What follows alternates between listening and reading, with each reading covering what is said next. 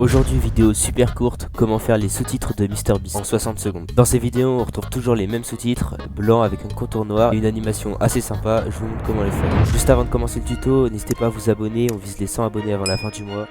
Ok, c'est parti, j'importe mon projet. Alors première chose à faire, c'est télécharger la police d'écriture, je vous mets le lien en description. Une fois téléchargé, vous ouvrez le dossier zip, vous double-cliquez sur comicase_.ttf.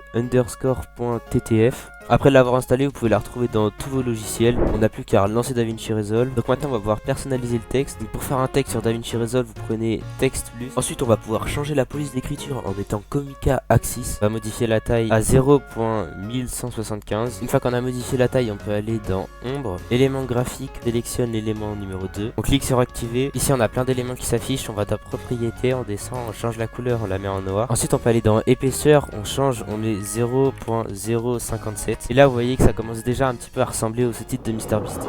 Il ne reste plus qu'à ajouter l'animation. Pour la faire c'est assez facile, on fait un clic droit sur le texte, on fait ouvrir dans page de fusion. Normalement ça vous affiche cette fenêtre. On va à la première image avec les flèches directionnelles pour aller au début de la timeline. Ensuite on va dans texte, taille, on ajoute une keyframe et on met 0. Ensuite toujours avec les flèches directionnelles on avance de 4 images. On rajoute une keyframe et on met la taille à 0,13. On avance encore de 3 images et on rajoute une keyframe, on change la taille, on la met à 0.1175.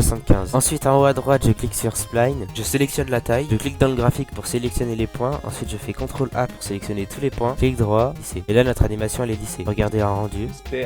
Et là on a la même animation que MrBeast. Il ne reste plus qu'à découper notre texte et appuyer sur Alt pour le glisser et le dupliquer. Si vous voulez l'utiliser dans tous vos montages sans avoir à le refaire à chaque fois, vous pouvez aller dans Fichier partagé, vous ouvrez le master, vous créez un nouveau dossier que vous renommez texte, vous ouvrez le dossier que vous venez de créer et là vous avez juste à prendre votre texte et glisser dessus. Et là vous avez votre texte que vous pouvez retrouver dans tous vos projets sans avoir à le refaire à chaque fois.